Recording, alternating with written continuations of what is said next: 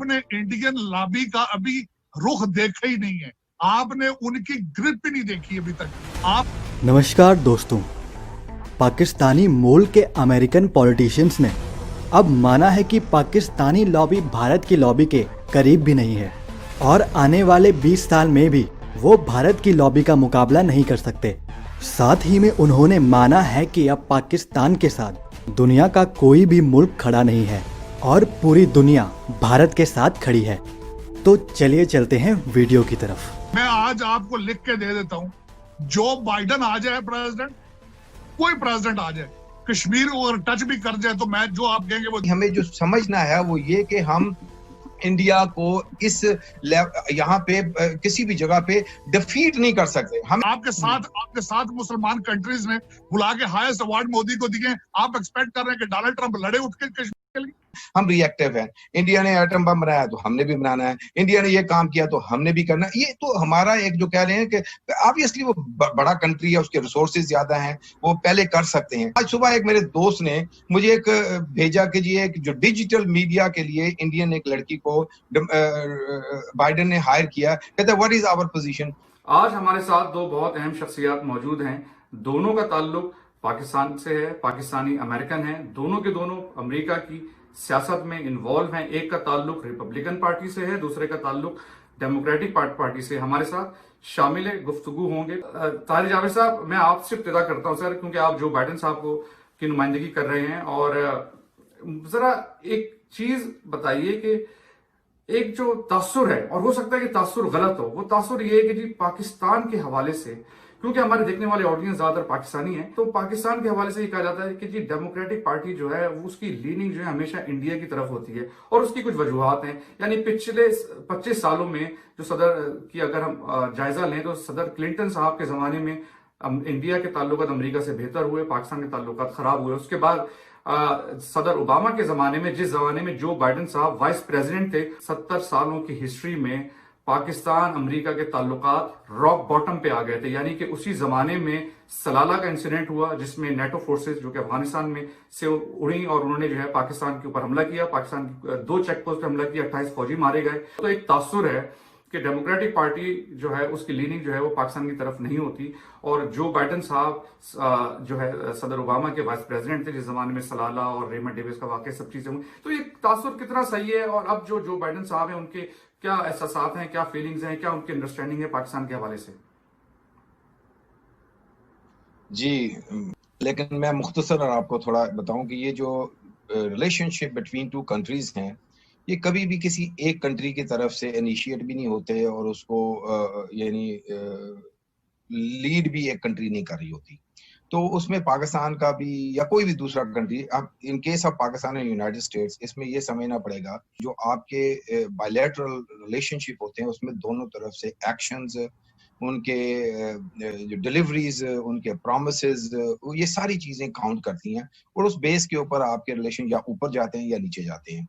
Start आपका कोई भी हो, उसके बाद आपके एक्शंस, आपकी डिलीवरीज के ऊपर उसको आगे काउंट किया जाता है, और उसके ऊपर या तो वो स्ट्रेंथन होते हैं या वीक होते जाते हैं। एक तो ये एलिमेंट है कि ये दोनों तरफ से होता है। हमारी वो जो मैं हमेशा कहता हूँ ना कि जिसको बुलंदी कहते हैं वो इन हाथों की कोताही है। तो कहानी ये थी कि हम लोग सालों साल से जो करते, हमने एक आधा फंड रेजर कर दिया, हमने कोई छोटा मोटा एक यानी 2000 का चेक लिखा, तो हमने बोला कि जी हमने कंट्रीब्यूशन कर दी है और दिस इज इट। ठीक है जी, बड़ा फेस टू फेस। ठीक है जी, जवाब आ गया। सारे तारक साहब आपकी तरफ चलते हैं। अब ये बताएं सर, मैं जाती तौर पे सदर ट्रंप साहब से शुरू में बड़ा नाउम्मीद था। उसके बाद जो उन्होंने माशी पॉलिसी दी, किसी मुल्क से जंग नहीं खोली, तो उससे मैंने कहा जी ये ठीक है जी, जितना बुरा समझते थे ऐसा नहीं निकला। लेकिन सारे तारक साहब आप ये बताएं कि सदर ट्रंप का की कोई खास खुल के पॉलिसी नहीं आई पाकिस्तान के हवाले से, कोई खुल के सपोर्ट में आते हैं, ना कोई खुल के दुश्मनी। ठीक है जी, बैलेंस रखते हैं। अब इलेक्शन के बाद आप क्या देख रहे हैं? मेरी सबसे पहले सपोर्ट, पहले दिन से मैं आफ्टर प्राइमरी सपोर्टर नहीं था डोनाल्ड ट्रंप का, मैं प्री प्राइमरी सपोर्टर था उनका। जिस दिन डोनाल्ड ट्रंप साहब ने प्रेसिडेंसी अनाउंस की थी, मैं उस दिन से उनके साथ था। The man was never held a public office before, anti establishment, anti political correctness, जो उनके दिमाग में आता है वो फौरन चाहे ट्वीट करें, लोगों को पसंद आए क्रिटिसाइज करें, CNN उस पर तबसरे करे, जो मर्जी करे। This is what the democracy is about, number 1।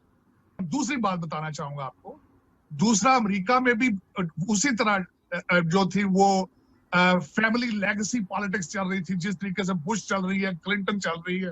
तीसरी चीजें, ये सियासत नहीं, ये फ्रेंचाइज कहा जा सकता है, इसको सियासत नहीं कहा जा सकता। लेकिन फिर तो सारी तरह से आप कह रहे हैं ट्रू डेमोक्रेसी में ये कहाँ होता है कि आप जो है ना सहाफियों को बुरा भला कहना शुरू कर दें, अपने मुल्क की जो माइनॉरिटीज हैं उनके खिलाफ आप क्या कर रहे हैं? मुझे खत्म कर लेने दें प्लीज, थोड़ा सा वो पॉइंट ये दें। अच्छा, आप सहावत की बात आपने की है, हर कंट्री के अंदर जो करप्ट सियासतदान है, जिस तरह वॉशिंगटन पोस्ट, अमेजॉन जो है वो ओन करता है, हर मुल्क में यही हालत हो रही है। इंडिया पाकिस्तान में देख लें, जितने करप्ट इंडस्ट्रियलिस्ट हैं उनके अपने सब चैनल हैं और इसी तरीके से वो गवर्नमेंट को मैनिपुलेट करते हैं। ठीक है। Start supporting Donald Trump, reason the real democracy. अब मैं छोटे से उसमें बताऊंगा कश्मीर लेवल पे, मैं आज आपको लिख के दे देता हूं, जो बाइडन आ जाए प्रेसिडेंट, कोई प्रेसिडेंट आ जाए, कश्मीर को अगर टच भी कर जाए तो मैं जो आप कहेंगे वो देंगे। रीजन, मैं वॉशिंगटन डीसी में बैठा हूं, आपने इंडियन लॉबी का अभी रुख देखा ही नहीं है, आपने उनकी ग्रिप ही नहीं देखी अभी तक, आपने वो पूरी मशीनरी चलते नहीं देखी अभी तक। अमेरिका की कितनी फॉर्चून 500 कंपनीज के सीईओ जो है वो इंडियन है, कितने कांग्रेसमैन इंडियन डिसेंट के आ चुके हैं, व्हाइट हाउस की कितनी अपॉइंटमेंट जो है वो इंडियन डिसेंट की हैं, कितने आपके हाई कोर्ट जजेस जो इस वक्त बैठे हैं वो इंडियन डिसेंट के हैं। वर्सेस हमारी, आपने कश्मीर के लिए क्या किया, मैंने क्या किया, आपके पाकिस्तान के सारे मीडिया ने कश्मीर अबैंडन कर दिया। आपके साथ मुसलमान कंट्रीज ने बुला के हाईएस्ट अवार्ड मोदी को दिए। आप एक्सपेक्ट कर रहे हैं कि डोनाल्ड ट्रंप लड़े उठ के कश्मीर के लिए? नहीं सर, ये नहीं कह रहे कि कश्मीर के ऊपर जो है हमारे साथ मिलकर हमला करते हैं। ठीक है जी, जवाब आ गया। खवातीन हज़रात, एक छोटा सा वक्फा लेते हैं। और साजिद तारड़ साहब ने बिल्कुल बहुत सारी जो बातें आइडेंटिफाई की, बिल्कुल सही बातें हैं। यानी कि इंडियन अमेरिकन कम्युनिटी जो बहुत आगे जा चुकी है, उनके प्रेशर ग्रुप्स हैं, वो व्हाइट हाउस तक भी पहुंच गए, उनकी जो है बड़ी बड़ी कंपनी के सीईओ हैं। इसके ऊपर बात करेंगे। ताहिर जावेद साहब, मैं आपकी तरफ आता हूं। सर, आपने साजिद तारड़ साहब को सुना और जो बातें इन्होंने कही हैं, अगर मैं ना भी चाहूं तो मुझे यकीन करना पड़ेगा, क्योंकि वो हकीकत थी। यहाँ पर इंडियन जो नसाद लोग हैं, यहाँ की बड़ी बड़ी टेक्नोलॉजी कंपनीज के सीईओज हैं, एक उनकी लॉबी है। तो सर ये बताइए कि ये कितनी मौसर लॉबी है, इंडिया की लॉबी। पाकिस्तान में जो देखने वाले हजरात हैं वो अक्सर जब मैं पाकिस्तान जाता हूं मुझसे एक सवाल करते हैं कि यार वहां पर तो इंडियन लॉबी और जो यहूदी और इजरायली लॉबी है वो पाकिस्तान के खिलाफ बड़ा काम करती है। तो जरा इसका भी बता दीजिए इजरायली लॉबी के हवाले से भी। देखें, नो डाउट इजरायली लॉबी जो है वो सारी दुनिया को पता है कि they are very well connected with everybody, और ये आज की बात नहीं, सालों साल से। इसी तरह जो इंडियन लॉबी है, absolutely I agree with you कि they spend a lot of money here in this country and they have very top notch lobbyist. They have their own people elected senate के अंदर, governors. I 101% agreed with Sajid Tarar sahab के Indians are way ahead of us. हम कम अज कम भी, अगर मैं इसको देखूं तो 20 साल जो इन्वॉल्वमेंट है उससे 20 साल कम अज कम, हम ज्यादा हो सकता है लेकिन मैं मुहतात अंदाजे से 20 साल पीछे हैं। लेकिन ये जो कोताही है ना, ये अकेली डेमोक्रेट पार्टी के अंदर नहीं है।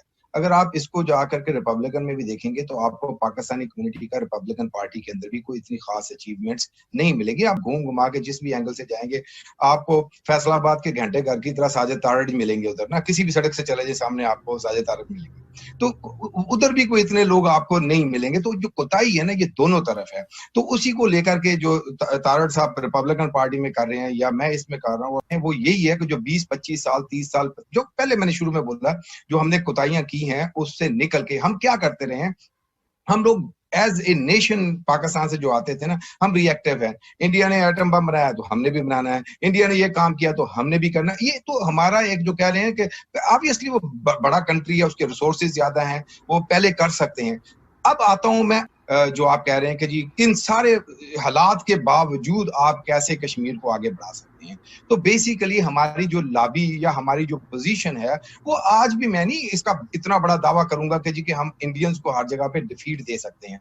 हम सिर्फ ये काम कर सकते हैं, जैसे आज सुबह एक मेरे दोस्त ने मुझे एक भेजा कि जी एक जो डिजिटल मीडिया के लिए इंडियन एक लड़की को बाइडन ने हायर किया। और भाई हमें जो समझना है वो ये कि हम इंडिया को इस यहाँ पे किसी भी जगह पे डिफीट नहीं कर सकते। हमें करना क्या है, हमने अपना पर्सपेक्टिव टेबल पे रखना है। जो आज हम शुरू करेंगे, अगर देखेंगे कि जी हमारे रिजल्ट्स उस लेवल के नहीं आ रहे और फिर हम जाके घर बैठ जाएंगे, ये नहीं करना। हमने आज थोड़ा थोड़ा कतरे ड्रॉप करेंगे तो शायद 20 साल के बाद हम उस जगह पे पहुंचे जहां